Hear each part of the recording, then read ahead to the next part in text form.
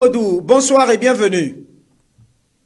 Oui, bonsoir à tous, bonsoir à tous les téléspectateurs de JMS TV. Voilà, c'est tout réel pour nous de parler de notre continent voilà, qui est l'Afrique. Voilà, donc, comme on le sait tout aujourd'hui, à l'instar de plusieurs pays d'Afrique qui vont aller aux urnes dans le mois prochain,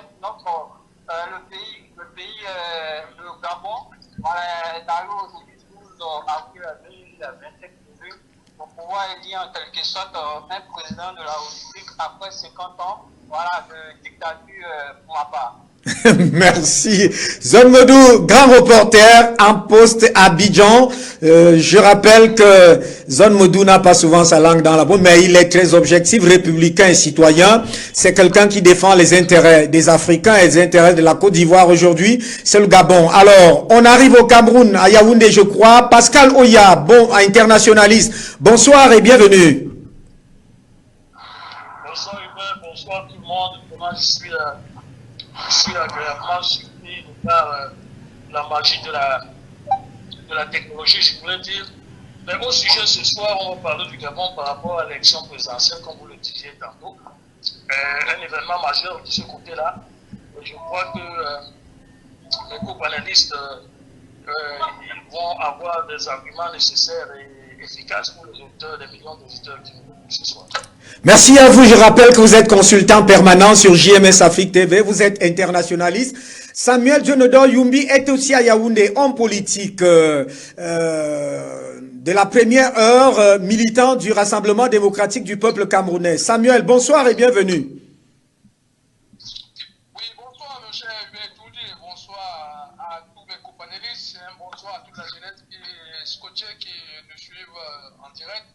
Et un bonsoir au PDG et bonsoir des maîtres invités pour ce débat avec vous. Merci à vous de nous envoyer justement ce pan-là, c'est-à-dire dire un bonsoir au PDG justement qui est déjà affairé dans beaucoup de choses. Il n'est pas sur place présentement, mais je crois qu'il suit tout ce qui se passe parce que en principe c'est lui qui justement se met pour pouvoir justement faire en sorte que ce bébé médiatique se mette en place. Alors vous voilà donc tous déjà là. Je vous propose d'aller au Gabon ou Brisbane. En réalité, c'est un reportage. On va prendre un élément, justement, lors de l'ouverture des bureaux de vote de ce matin et pour revenir en débattre et dire ce que vous pensez de cette élection présidentielle au Gabon. Je rappelle que, naturellement, aujourd'hui, on est dans la première journée, c'est-à-dire le premier tour. Si, naturellement, aucun candidat n'a la majorité absolue, plus de la majorité absolue, on ira au deuxième tour. Prenons cet élément qui nous signale et nous montre l'ouverture des bureaux de vote ce matin. On va la régie le prendre. On revient sur ce plateau. À tout de suite. Le départ a été donné. Les premiers électeurs ont introduit leur bulletin dans l'urne. Vous pouvez déjà voir derrière moi, certainement. Les électeurs, les files d'attente commencent déjà à se former. Les premiers électeurs ont voté. Ils ont le doigt imbibé d'encre, preuve qu'ils ont déjà voté. Alors, effectivement, le taux de participation sera l'un des enjeux de ce scrutin. On a vu une faible mobilisation des électeurs pour aller récupérer leur carte d'électeur, mais c'est pas bien grave parce que le code électoral prévoit que les électeurs peuvent retirer leur carte devant leur bureau de vote ou encore voter avec leur passeport ou leur carte d'identité nationale lorsqu'ils sont inscrits sur la liste électorale. Vous avez rappelé, le président de la transition, Brice Clotaire Oligui Nguema, est l'un des candidats. Il y a aussi l'ancien premier ministre Alain-Claude Bilie-Mizé. Tous ont battu campagne avec les mêmes moyens, mais tout le monde espère que chaque candidat espère qu'il va l'emporter. Voilà, c'est depuis un bureau de vote que nous avons notre représentant là-bas au Gabon, mais malheureusement, on ne peut pas l'avoir dans dans le débat parce que justement, en même temps, il est journaliste, en même temps, il est observateur des élections, donc il est là en train de superviser les dépouillements. On commence avec Calvin Duary à Paris. Alors, Calvin, quelle est votre lecture ou le point que vous faites pour cette journée d'élection au Gabon? mon cher Hubert. La première lecture que je pourrais faire pour cette journée d'élection au Gabon, c'est que les élections au Gabon marquent un tournant décisif dans l'histoire politique, non seulement de ce pays que le Gabon, que j'aime et où j'ai résidé pendant plusieurs années, mais aussi de toute la région d'Afrique centrale, parce que longtemps perçue comme une zone verrouillée par des régimes autoritaires, parfois héréditaires, l'Afrique centrale semble aujourd'hui voir poindre une lueur d'espoir. Parce que le Gabon, par son éveil démocratique, fait figure de proue dans cette quête de gouvernance plus juste et plus transparente. Donc, ce scrutin hautement attendu et je dirais scruté n'est pas seulement un acte électoral. Il est une affirmation collective d'un peuple qui reprend la parole, qui veut être acteur de son avenir, qui aspire à une véritable rupture avec les pratiques du passé. Donc, vous voyez qu'il n'y a pas eu de climat. Je crois qu'on a fait un commentaire dans la journée, vous m'avez dit qu'il n'y a pas eu de climat. Dans un climat, souvent, en tout cas, avant, il y avait un climat de défiance. Oui, tout à fait. Il y avait la peur, il y avait l'indifférence, mais les Gabonais ont montré une remarquable maturité politique. Ils se sont déplacés massivement aux urnes, comme vous l'avez dit tout à l'heure, avec calme, avec détermination. Je vois dans le commentaire, on dit il y a ceux qui ont voté avec leur passeport, et c'est une faveur presque solennelle. Donc, ce n'était pas seulement pour voter, mais il s'agissait de participer à un acte de refondation nationale.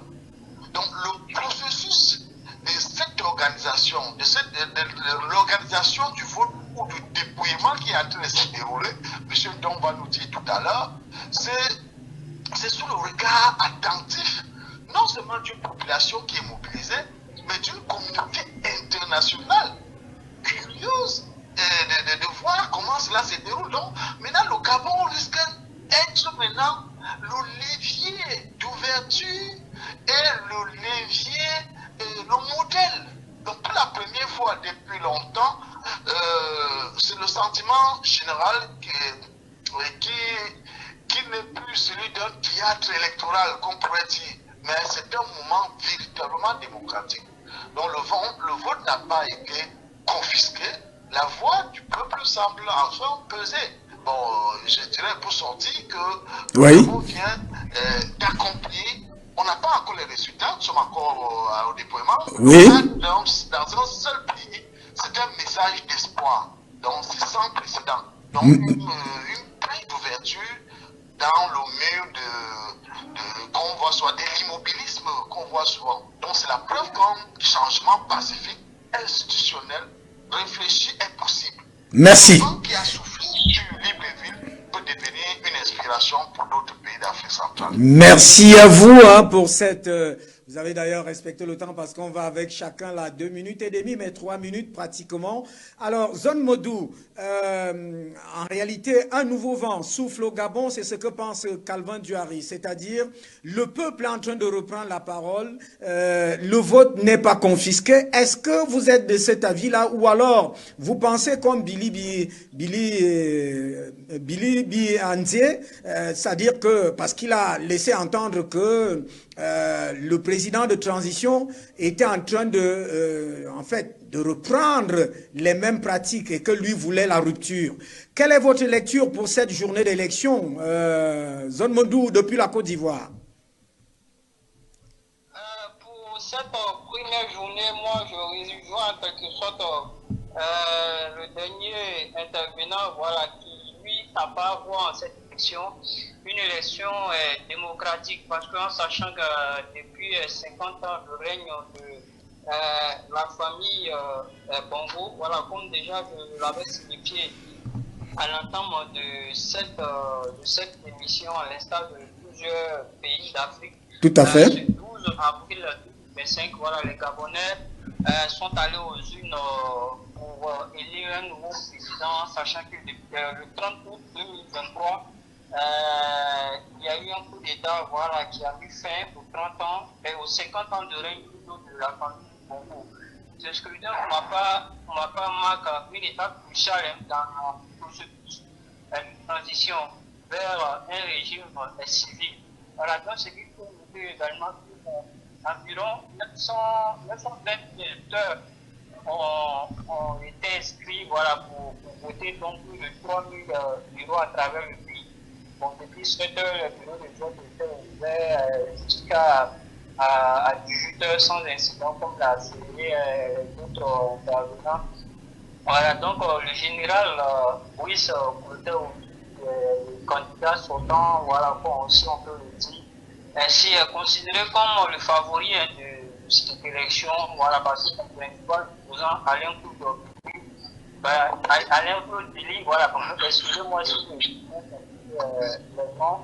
a critiqué en quelque sorte le processus électoral qu'il a jugé de par lui-même verrouillé en quelque sorte. Merci Alain-Claude Bilibi Andie, c'est ça justement le nom, mais en réalité une critique qui a été justement balayée par le camp de Brice Clotaire Oligui Nguema, qui n'est d'ailleurs plus général parce que, pour ne pas le citer ici, certains médias internationaux ont voulu lui coller sur la peau qu'il était encore général. Il a dit que non, il a usé de la loi et de la réglementation et de la législation au Gabon. Il n'est plus général et que le pouvoir est décidément... en fait, les élections sont organisées pour que le pouvoir aille au civil. Alors, on va aller à Yaoundé. Pascal Oya d'abord, internationaliste. Quel est le regard, vous, en tant qu'internationaliste, que vous jetez sur cette élection qui s'est déroulée, ces élections qui se déroulent au Gabon pour le premier tour ce jour? Oui, merci encore une fois de plus, super. Je vais commencer d'abord par situer notre expérience sur les différents candidats. Parce que, entre autres, il y a mon confrère de Côte d'Ivoire et M. Carvin qui avait déjà situé par rapport à l'historique de ce qui se passe aujourd'hui au Gabon, un jour historique d'ailleurs, par rapport à l'événement qui concerne la politique gabonaise. Je disais tantôt donc que je vais situer notre auditoire par rapport aux différents candidats. Parce qu'il faut bien savoir qu'ils sont 8 candidats. Tout à fait, allez-y. Excusez-moi un peu. Allez-y, c'est excellent. Et les 8 candidats parmi lesquels il y a le général président, candidat, M. Oli. Alors, vous savez, l'élection présidentielle se joue entre ces 8 candidats, dont le général, au pouvoir depuis le push de 2023. Brice Oligui savait être le grand favori de cette échéance, sans toutefois ignorer qu'après lui, il y a une figure aussi emblématique que celle-là qui est, je peux dire, de l'opposition, dont le porte-flambeau n'est d'autre que Alain Claude Billy Pitié, le dernier ministre du président déchu Ali Bongo. Alors, ce qui me vient en tête immédiatement à ce propos, c'est que je voudrais, en même temps, pendant que nous allons continuer le débat ici, à ce sujet, essayer de ramener les uns et les autres sur les enjeux. Alors, je disais tantôt que de ces enjeux-là, moi, je préfère commencer par les candidats. Et il y a, à part le président, le général candidat, il y a un certain Thierry Yvon Michel Goma, qui est un candidat de l'anti-France-Afrique. Ce candidat-là, déjà au présidentiel de 2023, il se pose comme un défenseur de la souveraineté du Gabon. Après lui, je vais parler de Joseph Lapensée et Senghor, 53 ans, qui est un candidat de la rupture et du rassemblement en même temps. C'est un inspecteur des impôts qui fait pour une société d'agriculture, d'élevage, autant pour moi, afin de réduire la dépendance aux importations. Juste après, je parle de Stéphanie Germain Iloko, Boussengi, 61 ans, qui parle de guérir le Gabon. Lui, c'est un médecin de formation. C'est un ancien porte-parole du PDG, dont l'ancien parti au pouvoir, le Parti démocratique gabonais, les Bongo. Alors, lui, il soutient une meilleure décentralisation pour développer l'intérieur du pays. Ça, c'est son approche. Après lui, je parlerai d'Axel Stoffen Ibinga, 43 ans, entrepreneur, avec son slogan « La République au travail ». Un jeune, c'est une bonne chose pour la politique de l'Afrique centrale, un bon exemple. Un self-made man, bon, il se présente comme il est un homme vraiment engagé. Après lui aussi, je parlerai de Zenaba Dinga Chani, 36 ans, plus jeune d'ailleurs, première candidate gabonaise à la présidentielle. Cet entrepreneur qui a vécu en France n'a jamais milité au sein d'un parti et s'est lancé en politique avec une déclaration de candidature sur Facebook. Ça, il faut le retenir. Non des moindres, Alain Simplice Bonguerès, 57 ans, pour le pardon national, totalement inconnu du grand public, ce fonctionnaire qui travaille comme secrétaire général au ministère de l'Industrie veut créer un fonds souverain du pardon national, son but apaiser les frustrations. Et l'avant-dernier, sinon le dernier, et pas des moindres, bien sûr, c'est Alain-Claude Billy Bizi, que je connais plus 57 ans, principal challenger de Oli Guéma. Donc, la figure montante de l'opposition, ancien membre du gouvernement d'Ali Bongo, déchu, comme je disais tantôt, en août 2023. Alors, Pascal Oya, parce que vous parlez des enjeux par rapport à vos 3 minutes, je vais juste vous relancer. Je vous relance dans ces enjeux-là. Comment expliquer que, je crois qu'il faut aussi corriger parce que Oligui Brice Clotaire a démissionné de l'armée et a déposé son titre de général de côté. Sinon, il ne serait pas candidat parce que la loi ne l'autorisait pas. Comment expliquer que lui, Brice Clotaire Oligui Nguema, lui rallie les figures d'opposition comme Jean Ping et que les 7 autres candidats-là ne soient pas à mesure de se mettre derrière Claude Bilibi Anzé. Comment vous expliquez ça alors qu'ils veulent tous le bien du Gabon? Parce que si les sept là se mettaient ensemble, on aurait peut-être un concurrent de taille en face de Clotaire Oligui Nguema au lieu d'avoir des voix éparpillées. Oui, très bonne question. Mais vous savez, en politique, c'est de bonne guerre. Et vous vous souvenez qu'en moins de 2 ans déjà que Oligui a été au pouvoir, il a continué il a balisé le terrain pour lui d'abord et ses supporters politiques. Parce qu'il fallait commencer à montrer au public gabonais qu'il se départait de, n'est-ce pas, ce qui avait été conçu par la famille Bongo pendant plus de 50 ans. Voyez-vous, à partir de cet instant-là, il serait maladroit, de mon point de vue, pour un candidat qui veut être président de la République, de s'aligner derrière les idéologies du PDG, donc de Congo. Alors, si aujourd'hui, il se présente comme le principal candidat d'opposition, je pense que s'il se voit ainsi, c'est juste par rapport à la République, pour ce gouvernement, parce qu'il a participé au gouvernement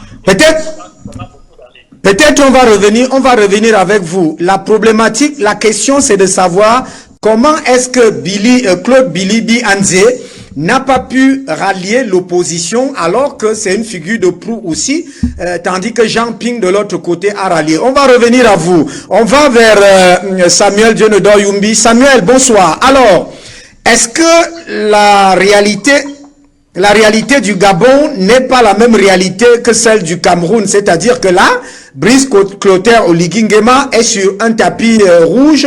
Il va rouler. Parce que l'opposition est allée en rang dispersé. Les 7 autres candidats.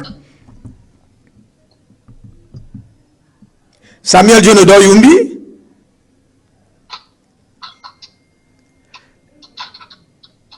Est-ce qu'il est avec nous?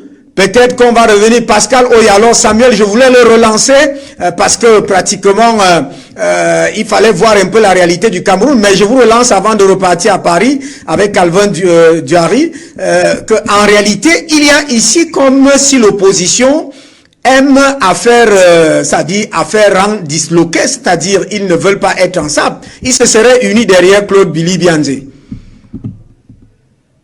Oui, mais je vais te répondre très brièvement et très simplement. J'étais donc tantôt en train de dire, en train de développer par rapport, du moins dans ce sens-là, parce que je vais prendre un exemple d'une brebis galeuse, par exemple. Vous savez, quand vous avez des brebis qui ont de la garde et des brebis qui sont en bonne santé, à un moment donné, pour les distinguer, on ne les distingue pas par rapport à leur taille, on ne distingue pas par rapport à leur bonne mine et tout ça, on les distingue par rapport à la garde qui les mange. Ah. C'est un peu le cas ici. Ok.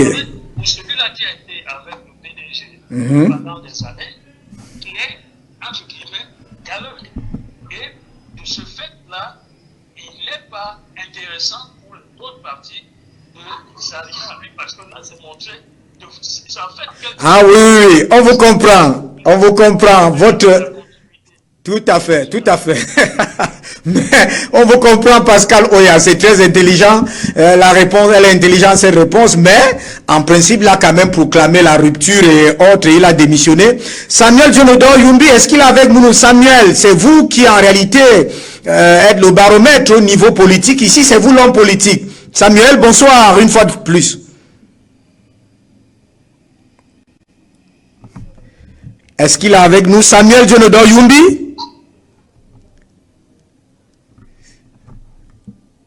Alors là, décidément, il n'a pas de retour. On va repartir à Paris pour revenir. Calvin Duhari, vous êtes avec nous.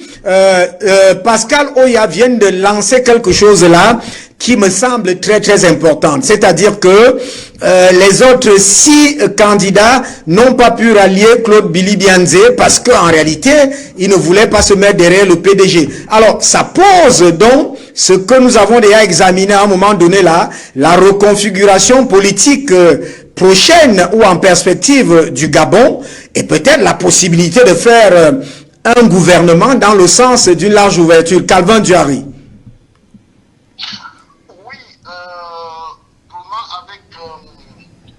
L'intervention brillante de Pascal tout à l'heure. Oui. Franchement, il a fait un exposé d'experts, mais j'ai peur d'une chose, c'est qu'il y ait une méconnaissance du contexte politique actuel. Parce que, vous savez, quand tu as vécu dans une maison, quelle que soit la distance où tu te trouves actuellement, tu peux comprendre comment cette maison-là fonctionnait, même si ce ne sont plus les mêmes protagonistes. Donc, Pascal parle un peu du Gabon a posteriori, c'est-à-dire qu'au-delà de toute expérience. Mais peut-être que je me trompe aussi dans ce que je suis en train de dire. Ce que je voulais rappeler, c'est que la candidature d'Alain Claude Bizet, lorsqu'il se présente à cette élection, c'est clairement pour manifester déjà son mécontentement vis-à-vis de la situation politique actuelle de la gestion peut-être du pays et surtout le fait qu'il fut le dernier premier ministre d'Ali Bongo. Il a été dégommé par ses coups d'État, il a été déçu, il est resté fidèle. Il est resté fidèle à Ali Bongo. Le Gabon, il y a des éléments, des choses que je ne peux pas évoquer ici sur notre partage. Je peux parler cela après pour dire que au Gabon, il y a un enjeu qui est physique et que je dirais même qui est métaphysique. C'est pourquoi Alain Claude Billy, c'est quelqu'un qui ne voulait pas trahir. C'est pourquoi il est resté où il est resté là et c'est un vrai opposant.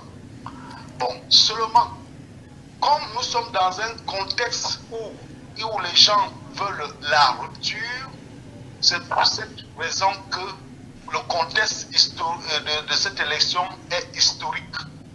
C'est pourquoi il a préféré se lancer seul et s'opposer. Pourquoi les autres ne se sont pas mobilisés derrière lui? C'est parce que c'est la politique. La politique, il n'y a pas de pensée unique. La politique, c'est qu'il ne faut pas rater l'histoire. Et ils savent que ceux qui ne se sont pas alliés derrière, ils savent qu'ils sont du bon côté de l'histoire. Parce qu'ils sont avec Brice. Et Brice est venu montrer par son attitude le vrai visage du Gabon. C'est-à-dire, le Gabonais est un homme simple. Vous voyez qu'il entre dans la masse, il n'a pas besoin d'un cortège de garde-corps, il n'a pas besoin de faire les grands discours avec les grands costumes. Il est simple, il danse, il est là, et c'est ça le Gabonais. On dit, oh, il passe le temps à danser, il danse très bien, mais c'est ça, il n'y a pas un Gabonais qui ne danse pas bien. Tous les Gabonais dansent bien. Moi, c'est au Gabon que j'ai appris à danser. C'est ça, on travaille et le soir, on danse. On boit, on danse. Donc, la forte mobilisation des Gabonais aux urnes témoigne d'une volonté populaire affirmée de participer à la vie démocratique, mais de soutenir celui qui est là, qui est pris. Il ne fait pas de doute qu'il va gagner. Bon, maintenant, il y a le Pascal. On va sortir par là pour revenir vers Pascal avant d'aller en Côte d'Ivoire. Je sais pas, Samuel, je le voyais là, je vais le relancer. On sort par là, c'est-à-dire que il y a cette mobilisation, ce soutien-là. On ne va pas proclamer la victoire déjà, mais il y a cette mobilisation, ce soutien. C'est ce que les Gabonais voulaient, vous êtes en train de dire. Oui, c'est effectivement ce que les Gabonais voulaient. Je dis qu'il y a normalement 2 candidats. Et les autres candidats, il y a Brice Clotaire et Alain Claude. Bon, les autres candidats qu'il a essayé de citer, ils sont tout simplement venus pour lancer leur carrière. Vous savez qu'au Gabon, lorsque tu as été candidat à une présidence, je te jure que après les élections, que tu sois nommé ou pas, mais tu as une assise populaire partout où tu passes. Ça, on le tient et c'est à vie. Il a été candidat à la présidence du Gabon. Ce n'est pas au Cameroun, peut-être où on pourrait dire celui-ci est candidat, on l'oublie. Oui. Au Gabon, c'est quelque chose, tu entres partout, tu as les soutiens, même ceux qui ne te connaissaient pas, ou bien même ceux qui ne voulaient pas de toi. Tu as tous les avantages, tout simplement. Donc, c'est une vie politique qui est très active. Merci. Alors, voilà. On va revenir à vous parce que je vois c'est très très animé avant d'aller vers Zone Modou. Alors Pascal Oya, je crois que je ne le trahis pas parce que quelque part même Calvin Duary a reconnu ton exposé de tout à l'heure. C'est pour ça que j'ai dit que c'est un exposé de taille. Mais maintenant il y a cette affaire de ce que Clotaire, le candidat Clotaire Oligui Nguema, Brice Clotaire Oligui, il semble avoir, pas qu'il semble, il a fait une forte mobilisation. Est-ce que vous ne voyez pas cette mobilisation qu'en réalité, elle a adhéré, c'est-à-dire elle a fait adhérer les langues des Gabonais, Pascal Oya?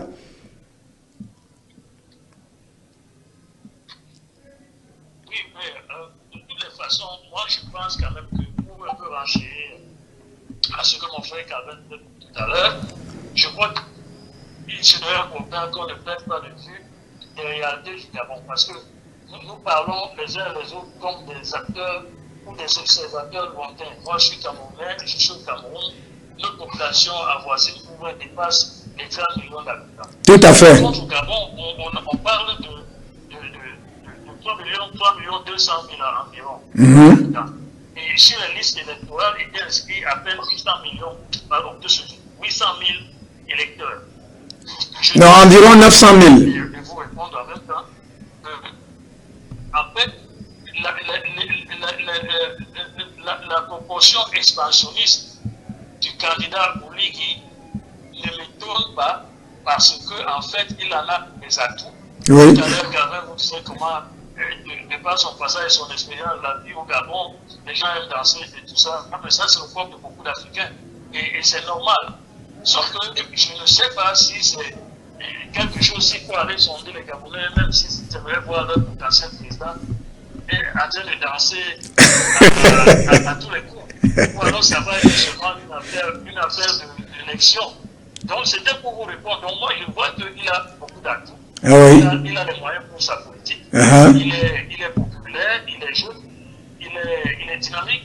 Et par-dessus tout aussi, c'est quelqu'un qui apporte quelque chose de nouveau dans la vie politique du Gabon. Le pragmatisme, c'est-à-dire qu'il ne se limite pas à dire qu'il va réaliser, il annonce et il réalise. Ça, c'est déjà de très bons signes. Tout à fait. Tout à fait, tout à fait. Merci à vous, Pascal Oya, de très brillante contribution. J'ai vu Zone Modou, un peu de patience. Je vois Samuel, je ne sais pas finalement si avec lui, c'est pratiquement la 4e fois que je veux le relancer. Je ne sais pas si c'est un problème de retour. Samuel, bonsoir. Est-ce que vous êtes avec nous? Samuel Dionodor Yumbi. Alors là, Zone Modou, alors nous sommes en train d'examiner là les enjeux. Vous avez suivi, Pascal disait que il a fait une proportion avec le nombre de la population gabonaise, en voyant, ils sont environ 900 000 qui sont inscrits. Alors pour vous, ces enjeux-là, ce que Oligui Nguema est en train de construire, est-ce que c'est solide? Est-ce que c'est une affaire d'un instant? Parce que c'est ce que semble interroger Pascal Oya.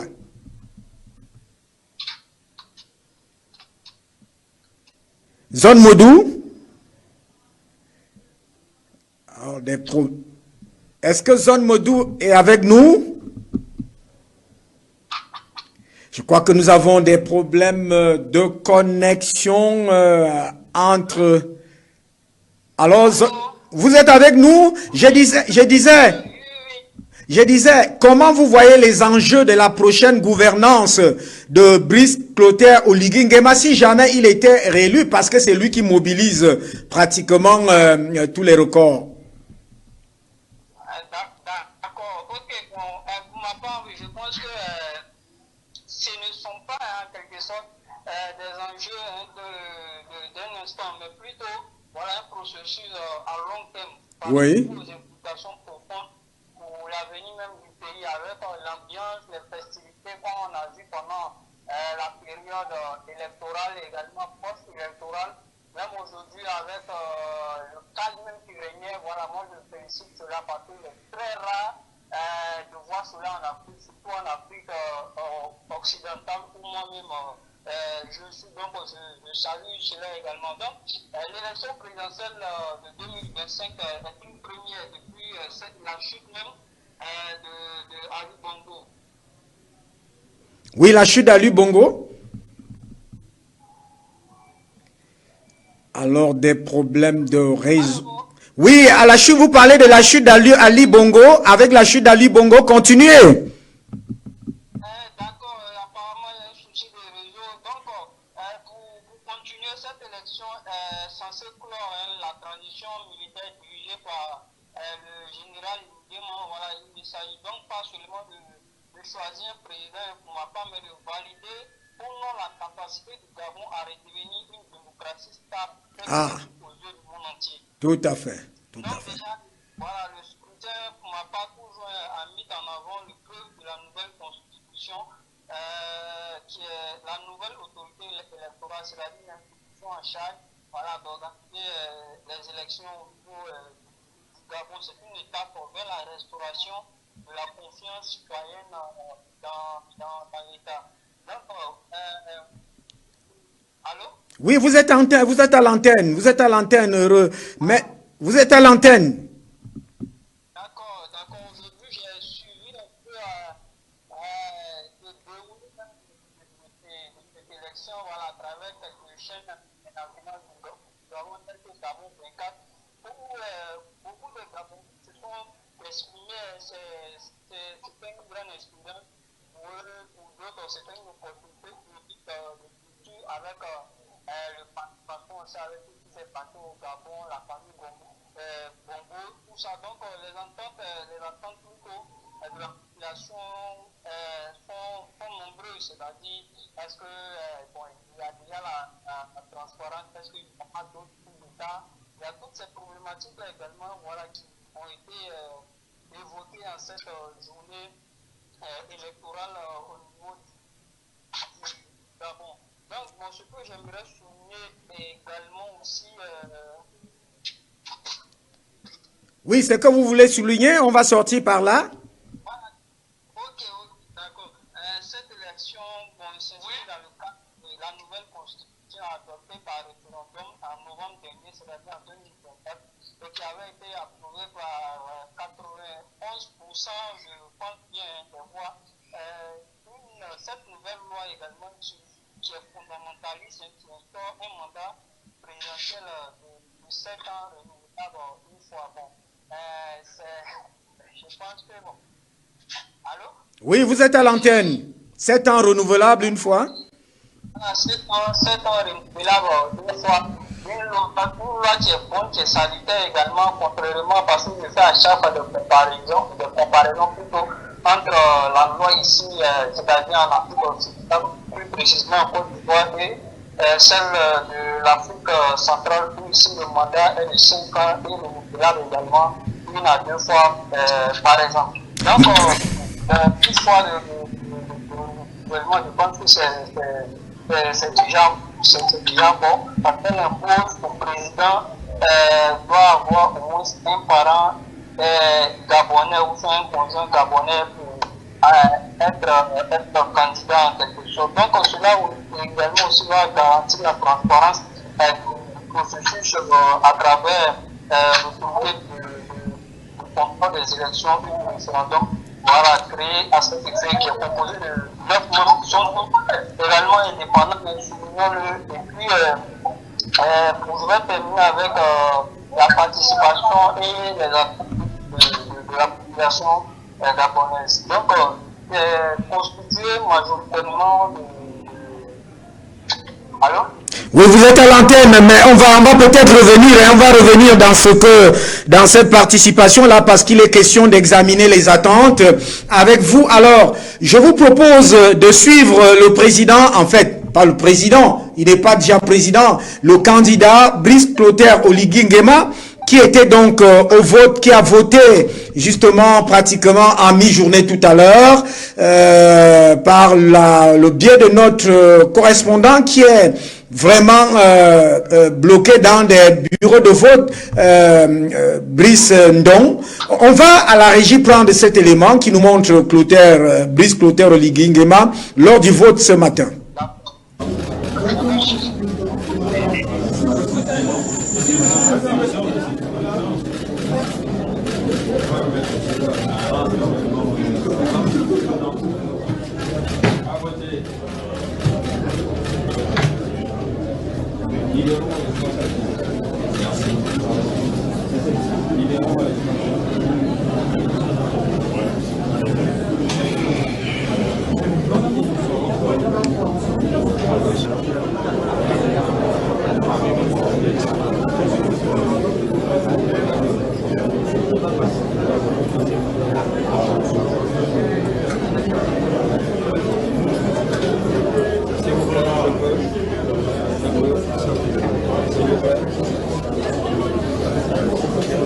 Je vous ai dit de ne pas bouger, s'il vous plaît.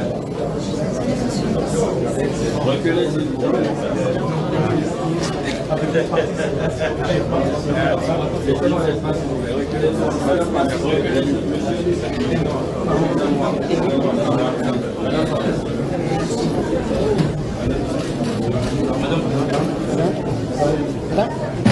Madame.